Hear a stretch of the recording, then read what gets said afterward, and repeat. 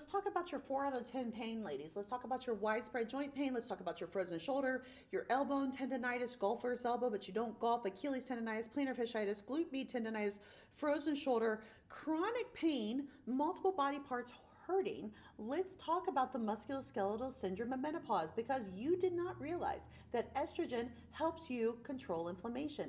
But beyond that, estrogen helps you make muscle, remodel tendons, and helps you overall feel motivated to work out. And now that you are tired and broke down, you're not motivated to work out. So you are losing muscle, which is called sarcopenia. Because you are losing muscle, you're not controlling your joints as well, which means you're stressing your tendons and your tenocytes, and then you're rolling your ankle if you do, and then it turns into a fracture because maybe you have bone density issues. It's a thing. Okay, let me show you something. This is a landmark article by Wright that came out in 2024, the musculoskeletal syndrome of menopause, and this is what we will be citing forever and always to our orthopedic doctors, so don't believe your hormones are related to your joint pain. Not that it really matters to them, but it should matter to them. 70% of you that will go through the menopause transition will experience the musculoskeletal syndrome of menopause. That means you will have joint pain and it will be weird. Part of it is because estrogen is a potent anti-inflammatory factor. It is really, really helpful at the cellular level. This is why you can get tendonitis so easy. You are a chemical soup of garbage because you have so much more inflammation. But it's not just that. It's also the fact that there's this sarcopenia, which is muscle loss. So estrogen also helped us build muscle. And now if you're not trying harder to keep your muscle, and I'm going to tell you, this is why I talk about protein. The older we get, we don't process protein as well. Kids don't need as much as we do as we age, but I need you to have the building blocks to make your muscle, because I'm going to now ask you to start lifting, because age-related muscle loss happens, but then you're also losing estrogen, so you're now more of a weenie and a wussy, and that's why that body composition is happening. That's why your arm looks like ham, because now you have more fat than muscle. Your body's changing.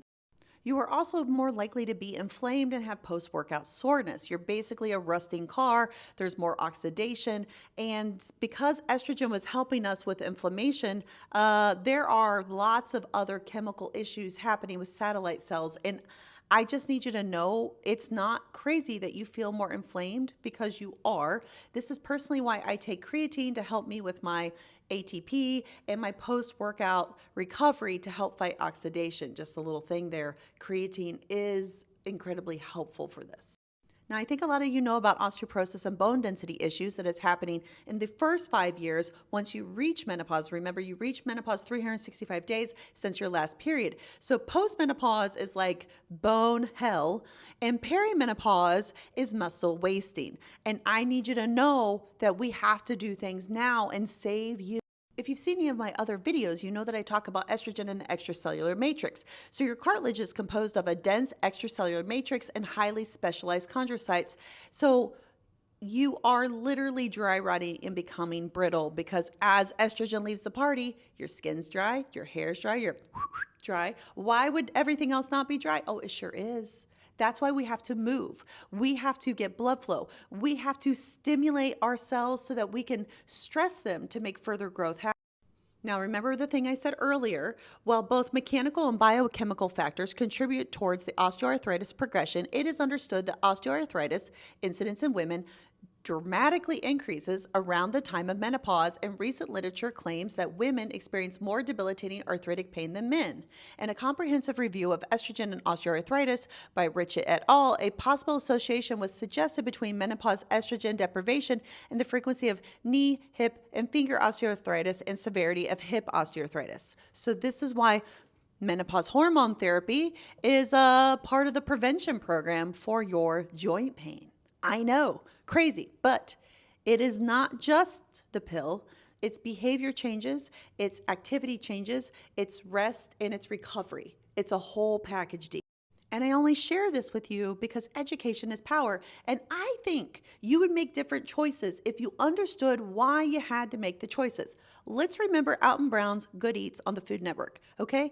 I'm going to tell you I am not a chef. I am not good at chemistry in that regard. I'm good at chemistry in this regard. But when Alton Brown explained why the butter had to be at certain room temperatures, I actually started to follow the recipe. Also, because of Alton Brown, I started to read the entire recipe. I would like to think that if you knew this was happening, you would make lifestyle changes because it wasn't just somebody telling you what to do. You knew why you had to do it to save future you.